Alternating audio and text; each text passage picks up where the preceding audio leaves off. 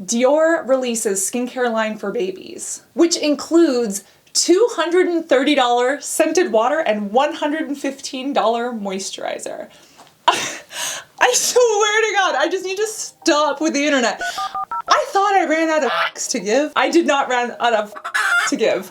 I have strong opinions on this, and I don't know where they came from. Maybe it's the coffee, but we're gonna talk about if babies actually need skincare, what the hell Dior's luxury skincare is doing, and what Dior has to do with Chanel, and why I actually don't hate this baby line as much as I do Chanel. Again, I'm a medical esthetician with some strong opinions and strong coffee, and we need to talk about this because giving babies a skincare routine that costs more than a MacBook that could get people through school or into a job or a business, insane, ridiculous in this economy, but this actually pays tribute to the way Dior even started, which I feel we need to talk about. So, do babies need skincare? And do they need $500 luxury skincare? Let's talk about the science of that. But let's also talk about the history of Dior because I feel like a lot of people don't know this. Dior was actually started by a guy whose family hated the fact that he was into art. Young Dior grew up in a pretty rich family. He was like one of 5 children, and his father owned some sort of fertilizer manufacturer. Now, Dior didn't really care about the fertilizer, but he's like, damn, I love those flowers. And he was obsessed with anything pretty or sparkly. And in the early 1900s, he was passionate about art and creativity. But his parents, specifically his dad, was like, no, you're gonna be a diplomat.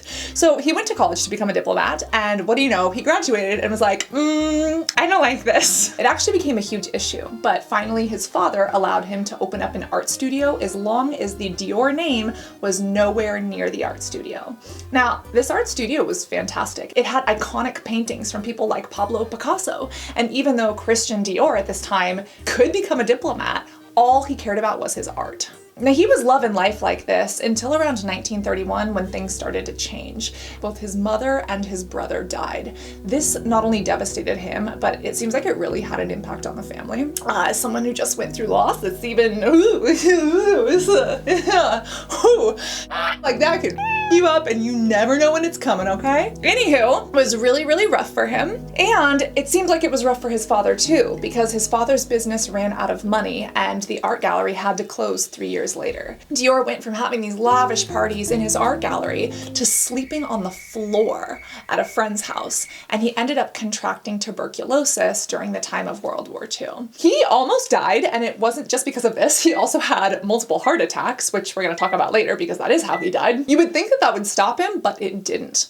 Essentially, he was able to pick himself back up and he started working in fashion, specifically at, is it haute couture? Haute couture? You can tell that even though I was a model in the fashion world, I did not know a thing about fashion, and I still am scarred by those experiences. I was in a lot of denial. Anyways, essentially, Dior was at this place where he was selling his sketches of fashion for only 10 cents each. But he was hired by this fashion house where they really saw his potential, and he started creating these beautiful pieces. Now, one day, the owner of the fashion house said, you know, Christian Dior, we think you have potential. Do you want to buy this other failing business? And Dior, coming from kind of a business-minded family, was like, no, I don't want your failing business. I want to start my own. And shockingly, the person who had the money actually gave him either that loan or that investment. And within 3 months, he created his first collection. Now, this collection was called Dior. Even though his father had told him never to use a family name, his father ended up passing away, I think like a month after the first collection. Now, here's the interesting thing.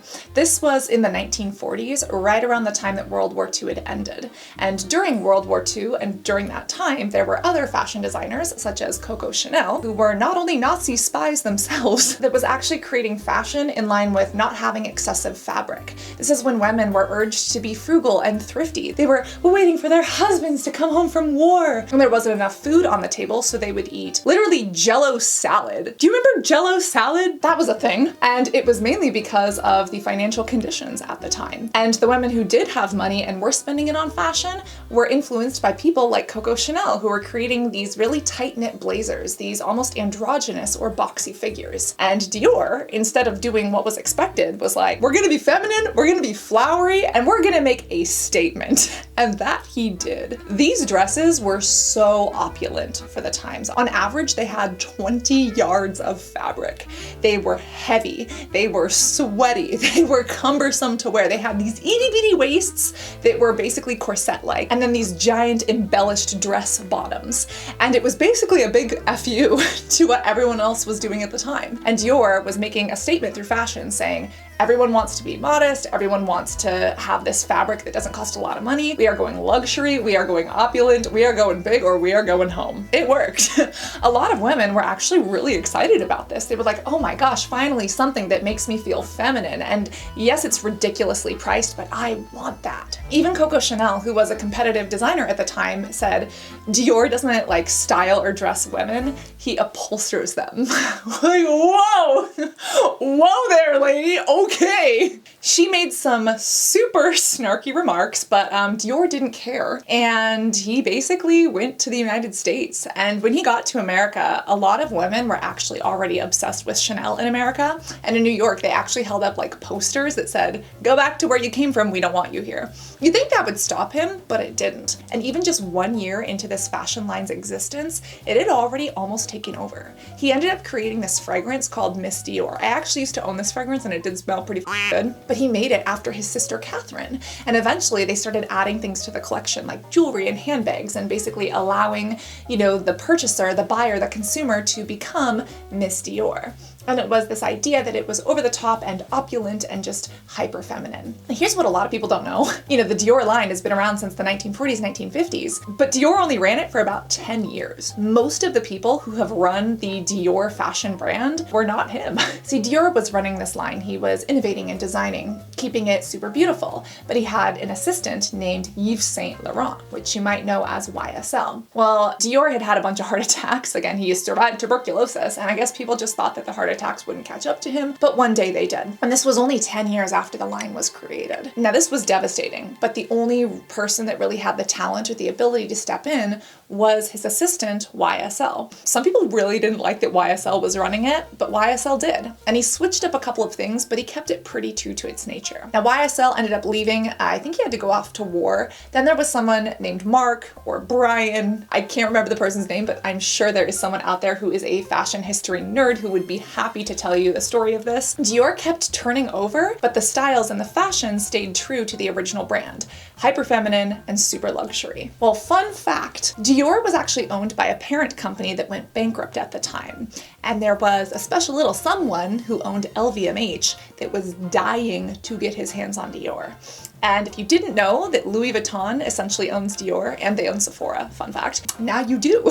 But Louis Vuitton or LVMH ended up purchasing Dior through this acquisition. And that's how Dior became underneath the umbrella of Louis Vuitton. Well, people continued to move around and the brand continued to rise and rise. And I mean, anyone watching this, do you remember the J'adore perfumes or the Miss Dior perfumes? Like they're expensive, but they were luxury and they were really fun to spray. And especially anyone in beauty. Ooh, do you remember those Dior eyeshadows? I had this blue Dior eyeshadow. It had the worst pigment in the world. Absolutely terrible. I mean, it was horrible. The fragrances smelled good, but if you wanted to do makeup with Dior, their foundation would separate, their eyeshadow was crap. It's bad. And essentially, it's just the continuation of this brand being over the top and being run by other people who aren't even really Dior, since he was only part of the brand for the founding and for that first 10 years. By the way, if you want more fashion history through the lens of beauty, we actually have a video on Coco Chanel and how she was an undercover Nazi. Hit subscribe so that you don't miss other videos like this in the future, and I will link that Coco Chanel one either right there or right here. You've got to go watch that next. But first, let me continue to explain this one. Just about a year ago, Dior got a new director. This person, Maria, had some new ideas on where to take the line. You know that skincare lines take a while to create, between coming up with the formulas and the ideas and then getting a manufacturer and packaging. If you really cut corners, you can just white label stuff and get it done in a couple of months. But for most brands, that takes minimum 9 months up to 1.5 to 2 years. Well, since this new director has come in, it's been about that time frame. Here comes baby Dior. Not just a skincare line. No, not just skincare or like the very awful, crusty, pasty, literally chalky Play-Doh paste foundation and eyeshadow. We've got baby skincare now, and it is ridiculously expensive. $115 water? Are you kidding me? We are going to look at some of these products, but number one, I don't actually hate this for a reason that might shock you. And number two, let's talk about if babies even need skincare. Some people are looking at this and they are roasting Dior online. Just the way when Christian Dior originally came to New York and people like yelled him off the streets with their little posters saying go home. People are doing that online. They're like, what the f? Why are babies getting $500 to $1,000 skincare routines? Especially in this economy? Well, this is kind of testament to how Dior started, right? It was bad financial times. It was post-World War. Everyone was being told to be thrifty and frugal, and Dior was like, yeah, that. And that's kind of what they're doing now, right? The economy is economying, inflation be inflating everything, and now we're giving babies hundreds, if not thousands of dollars of skincare. But do babies actually need this? Babies actually, believe it or not, need hygiene. That's why pediatric dermatologists exist to treat skin conditions and diseases in babies. Dr. Heidi is a great one. You need to go check her out if you don't already know her. But that aside, babies have skin conditions and they need hygiene. That's why no-tear baby shampoo exists. That's why baby sunscreen exists. Now, the baby skincare that's out there is not really over the top or opulent. It's basically the basics. It's, you know, a cleanser for good hygiene and then sunscreen to protect babies from the sun, or sometimes an eczema balm, or something that can help with dryness or diaper rash, or some of these other things that babies deal with. And yes, there is such thing as baby acne, and some babies do deal with acne. Well, if a parent wants to, they could give their baby a little something extra. But as we've seen on TikTok, people are doing all sorts of like baby facials and baby skincare. And you know that the people at the top of those companies who see consumerism happening are going to find a way to make people consume it. And so yes, brands have now been launching baby skincare lines. I mean, we've seen Honest Beauty by Jessica Alba, but it's relatively, you know, fair priced. We've seen Think Baby, which is actually a really good sunscreen brand, even for adults like me. Am I an adult? I mean, that's a questionable statement. Do you ever just feel like as an adult, you're just unsupervised all of the time? Anyways, companies want your money and companies want mama's money. So they are going to market and target the mamas to spend way too much money on their babies. Now here's the thing, that's not inherently bad. Just the way you might want a serum or a moisturizer that does something fun for your skin, and you want a good sunscreen and you want a good cleanser, if you want to give your baby one too for good skin health, why not? Here's the thing. Should we really be rubbing $500 to $1,000 overpriced, over-fragranced, over-perfumed with additives and irritants into a baby's skin? What do you think the answer is? Daily double. This is a hard one. We have a winner. Yeah, not a good idea. Here's a fun fact for those who maybe haven't had kids with allergies or don't have kids or have never thought about this, but you should not shove random foods in your baby's face and down their throat. Sounds logical, right? But essentially, new parents don't know if a baby is going to have an allergy to peanuts or eggs or something else. And that's why it's important to introduce foods one at a time to see if there is a reaction. Well, the way that allergies can develop over time in food can also happen with the skin. If you have an irritant, for example, geraniol or linalool inside of a skincare product, and you're not reactive to it, but you use it all the time, sometimes over time, you can develop an allergy. You can develop something called contact dermatitis or a fragrance allergy or other things. Not something to be afraid of, and especially as adults who can monitor this, it's usually okay. I don't hate fragrances in skincare. There are doctors and derms that don't hate fragrances in skincare either, but especially if you do have sensitive or reactive skin, yeah, you're gonna wanna avoid the fragrances in skincare.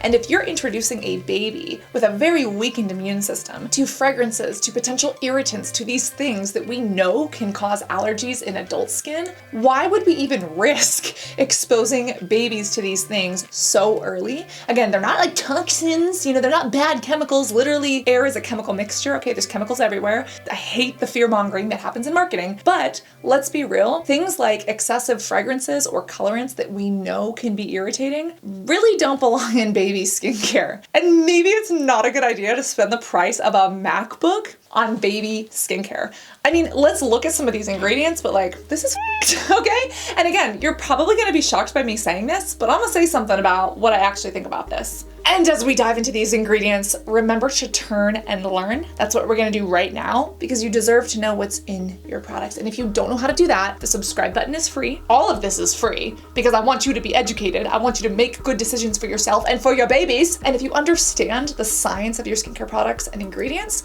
you can know what works based on science, what's going to work for you, what's worth your money, and you can avoid disasters such as this one. And let's get into this disaster. All right, baby Dior, of course, is made with all the pastels, and you would think that they would have like this opulent glass packaging that's like really beautiful. The packaging looks kind of basic. It looks like the overpriced $900 vase you would see on like Gwyneth Paltrow's bookshelf, okay? Like that's what it looks like.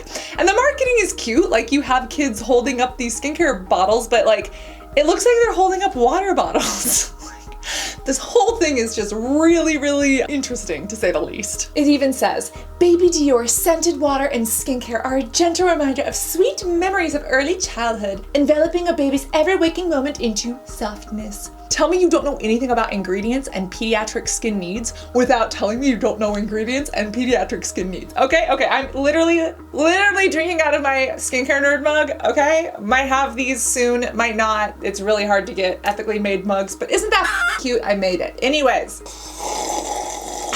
I'm fine, I promise. I'm not. It's okay. I have help. Apparently, the person who creates Dior perfumes also created the bottles, and even in Dior's marketing, they care more about these basic ass bottles than they do the actual ingredients. We have the $230 scented water for a baby and child. Tender and fruity notes. Why does that sound like a cut of meat? Tender and fruity notes.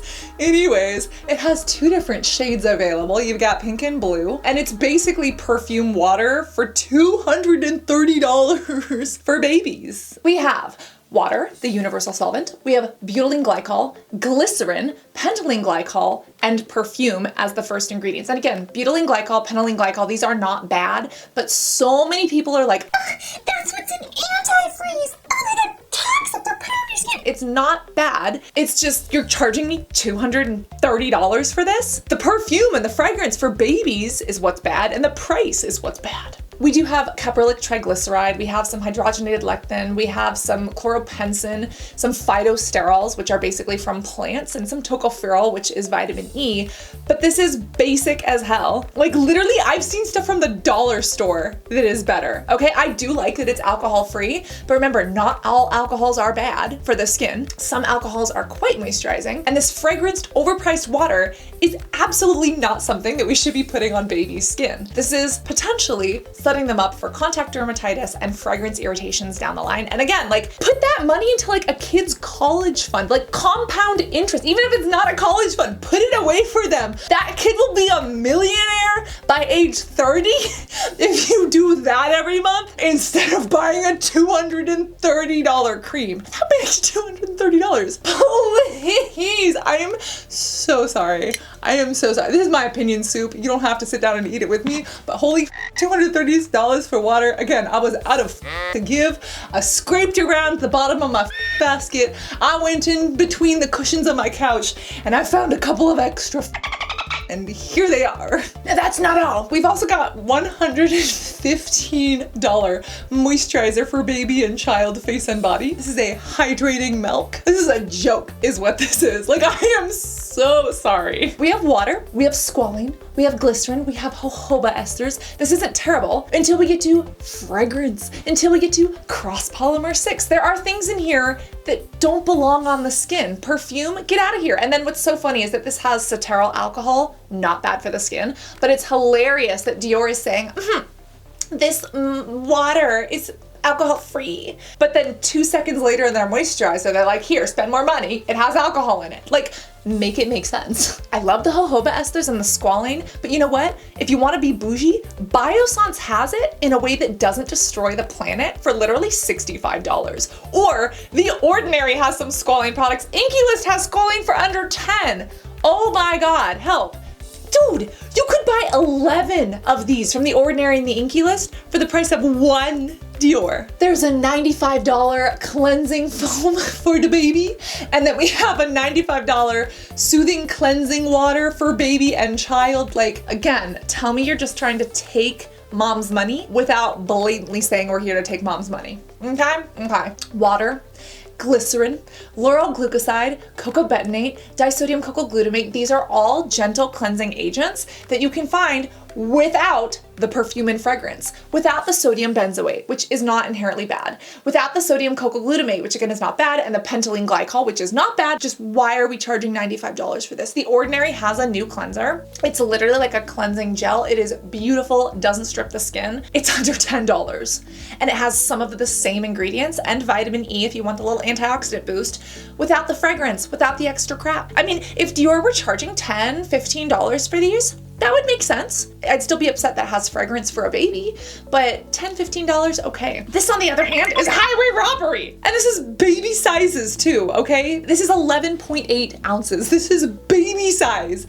God, make it make sense. I am not impressed at all. And if anything, this is a disaster. And they literally say, perfume creative director created this baby Dior in alcohol-free scented water. Again, the water is alcohol-free, but not the other products. This creative touch is once again apparent on the scented waters bottle.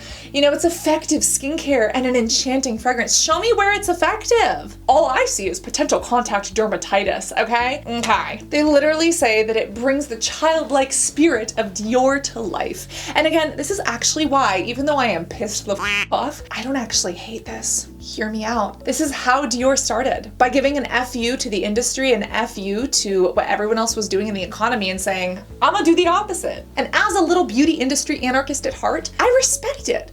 I don't like it. I don't recommend that you buy it. I think it's absolute trash, but I think that it is staying true to Dior's roots of being this opulent luxury at a time where it really has no business doing so. And there's gonna be some people that are saying, oh my God, you are scratching a itch that I had and I can't wait to buy this.